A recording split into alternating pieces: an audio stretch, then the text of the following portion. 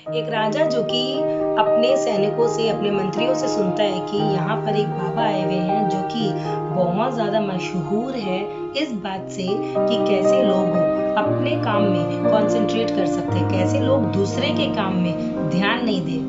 ये बात पता नहीं क्यों सारे लोग बाबा के पास जाते ही तुरंत सीख जाते हैं। और राजा क्योंकि बहुत ज्यादा डिस्टर्ब रहते थे इन बातों से कि मैं कैसे खुद का स्वयं के काम में ध्यान दूं, कैसे मैं खुद के ऊपर में ध्यान दूं, अपने ही राज्यसभा में मैं इधर उधर की बातें ना सोचूं, कंसंट्रेट कैसे करूं, आगे का भविष्य कैसे सोचूं। ये सोच के राजा भी क्योंकि थोड़े डिस्टर्ब रहते थे, राजा ने सोचा क्यों ना मैं भी बाबा से मिल के आ जाऊं। राजा गए अपने सारे मंत्री दल को लेके, राज्यसभा के और भी लोगों को लेके और गाजा बाजा के साथ गए कि पता चलना चाहिए कि राजा आए हैं। राजा वहां जाके बहुत ही शान से कहते हैं अपने मंत्रियों को कि जाओ बताओ बाबा को कि राजा आए। हो सकता है राजा की बात सुन के कि राजा आए हैं वो बाबा बहुत खुश हो जाए। राजा के बारे में सुन के बाबा कुछ रिएक्शन ही नहीं देते। आके मंत्री बहुत ही शर्मिंदा होकर बताते हैं कि बाबा तो कोई रिएक्शन ही नहीं दे रहे हैं।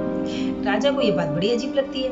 राजा अपने मंत्रियों से कहते हैं कि चलो ये बाजा बाजा बजाना चालू करो, तब उन्हें एहसास होगा कि आखिर हमारे शहर के असली राजा आए हैं, उन्हें मान सम्मान देना है। उसे तो उछल पड़ना चाहिए सुन के कि मेरा राजा है मेरे पास। बाजा बजते रहता है, गीत गाने लगते हैं सब लोग, इतनी आवाजें होने लगती हैं, बाबा को कोई फर्क नहीं पड़ता। बाबा एकदम मस्त से टस नहीं होते हैं, वो अपने एक काम में व्यस्त रहते हैं। वो एक गड्ढा खोद रहे होते हैं, वो गड्ढा खोदने में ही व्यस्त रहते हैं। वो बिल्कुल भी ध्यान नहीं देते कि राजा आए हैं तो क्या करना है क्या नहीं, वो हड़बड़ाते नहीं है। राजा को ये बात बहुत अजीब लगती है। राजा जाके बाबा से कहते हैं कि मैं तो आपका बहुत नाम सुन के आया हूँ कि आप कंसंट्रेट कैसे करते हैं अपने काम में, ये सिखाते हैं, और मैं जब से आया हूँ देख रहा हूँ कि आप गड्ढा खोदते जा रहे हैं, आपको तो मेरी कदर ही नहीं है। मैं यहाँ आया हूँ, आपको राजा को इज्जत देनी चाहिए, मैं इतना शहनाई बाजा भी बजवा दिया पर आप गड्ढा ही खोदते जा रहे हैं। इस पर भी बाबा ने कोई रिएक्शन नहीं दिया और अपना गड्ढा खोदना कंटिन्यू रखा। राजा अब थोड़ा सा गुस्सा हो चुके थे। राजा ने कहा कि मैं आपसे बात कर रहा हूँ। जब गड्ढा खोदना पूरा होता है, बाबा अपने हाथ धो के आते हैं, अपने सिंहासन पे बैठते हैं और बैठ के बोलते हैं कि अच्छा राजा जी आप आए हैं, आइए बैठिए। राजा कहते हैं वही तो मैं आपको तब से बता रहा था। बाबा कहते हैं मैं अपने काम में कंसंट्रेट कर रहा था, मैंने ध्यान नहीं दिया कुछ भी, मुझे पता नहीं चला आप कब आए, कब आपकी ये सेना दल आई, क्या हुआ मुझे कुछ नहीं पता। राजा पूछते हैं कि क्या आपको इतनी शहनाई की आवाज भी सुनाई नहीं दी, इतना बाजा ढोल नगाड़ा।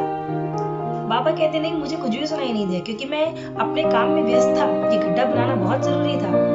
एक बारिश आने से यहाँ पे एक तालाब बन जाता रात में, ये गड्ढे से ये पानी बाहर निकल जाएगा, ये बहुत जरूरी था मेरे लिए, मैंने ध्यान नहीं दिया।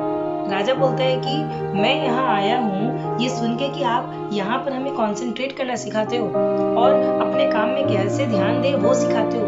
मैं कब से आपसे ज्ञान लेने के लिए बैठा हुआ हूँ। बाबा कहते वो तो मैंने तुम्हें सिखा दिया।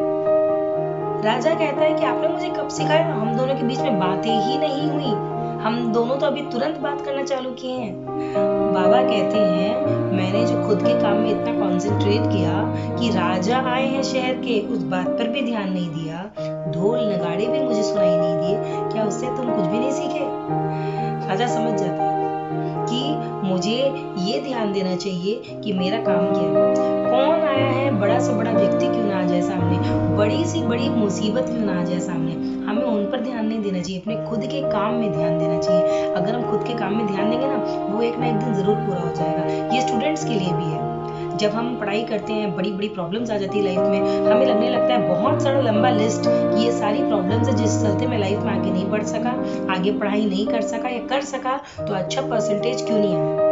तो ये स्टूडेंट्स के लिए भी कि अपने खुद के काम में आप कंसंट्रेट करिए, मुसीबतें आते रहेंगी या घर में मेहमान आना या बहुत बड़ा कुछ ओकेजन आ जाना, ये सब चलते रहेगा। अपने आप में कंसंट्रेट करेंगे तो काम बिल्कुल वैसे ही पूरा होगा जैसे राजा के आने के बावजूद भी बाबा का गड्ढा खोदना नहीं रुका। प्लीज बने रहिए मेरे साथ, सोचिएगा जरूर इस बारे में। नेहा कहता